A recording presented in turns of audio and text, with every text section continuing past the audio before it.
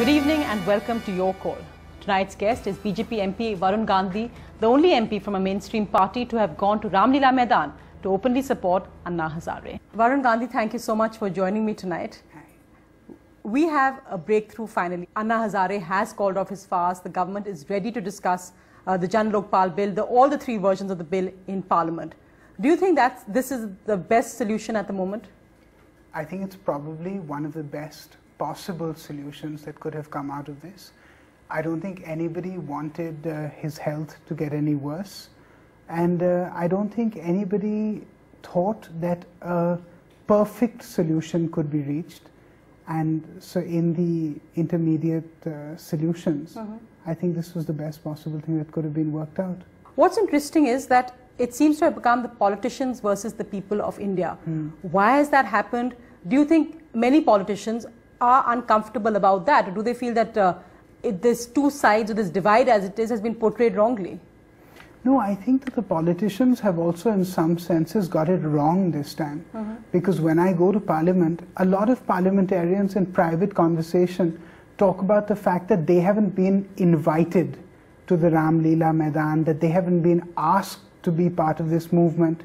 I don't think that people realize that this is our movement. This is not Anna Hazare's and Dr. Kiran Bedi's movement. This is the movement for the next generation, for the India of tomorrow, for the rebuilding of systemic change. So it's all of our movement. So I think that, you know, people have understood this wrongly and have let it affect their egos, when in fact, you know, when I went to the Ramlila Maidan, I was a bit frightened, to be honest, because you weren't invited. No, I wasn't invited, and I was a bit frightened because I thought, you know, I hope I don't get lynched when I go there or something.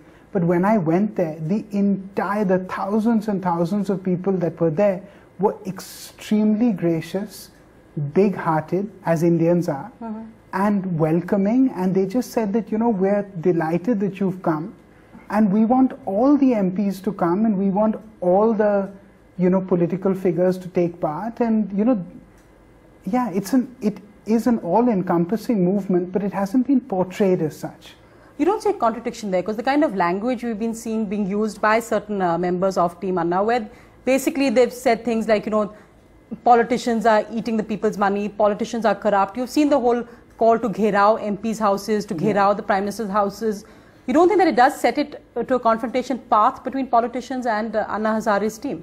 It may do, but we've got to always carefully look at the larger picture, which is that if tomorrow we can have systems of accountability and transparency put in place, whereby powerful people are not allowed to get away with exactly whatever they want, then I think it's worth the price of just listening to some people who are also, perhaps, if I may be a little unkind, catering to the mob. You're saying that includes certain leaders of Team Anna? Look, at the end of the day, a lot of people get caught up in the moment. So let's say there's 100,000 people cheering and waving.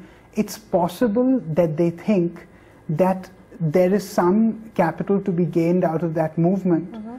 I think the way to look at this, both as a young person and as a political person, is that there's no politics to be played here.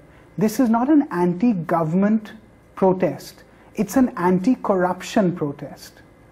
It's not an anti-UPA or anti-politician protest. When I went there, the interesting thing that I realized after I had gone there is that a lot of people who are sitting there don't know anything about the Jan Lokpal bill. They're not there for the Jan Lokpal bill.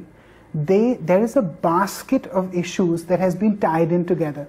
Some people are there because of the price rise. Some people are there because their child couldn't get a job because some big man put his son there, you know, who was a, you know, a failed lout instead. Some people are there because they feel that there's no accountability. Some people are there because of corruption. A lot of people don't understand what the Jan Lokpal bill is, but you know what? I think that's fine. Due to this 74-year-old man's courage, the strength of his truth, his personal convictions, a generation of India that was apathetic, that was happy to be silent, passive observers, have deemed themselves powerful enough to become agents of change. Right? I'm one of those people.